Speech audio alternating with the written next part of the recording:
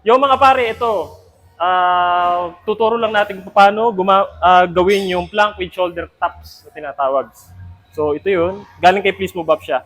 So, medyo kakaiba siya. Play natin video para maintindihan nyo kung paano to. Yan.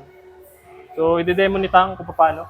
Nakalagay dito 3 sets of 30 seconds. So, 30 seconds. Naka-plank. To shoulder tap. 30 seconds.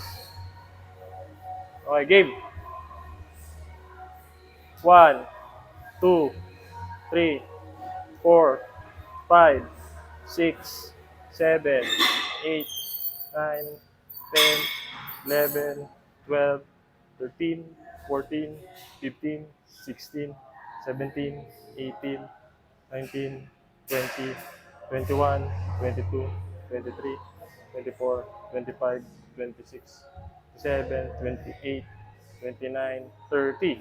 So, yun na yun. Shoulder to plank with shoulder taps. So, 3 sets na nakalagay dito. Hindi na namin kumpletuhin, just to demo you lang. So yun lang. Bye.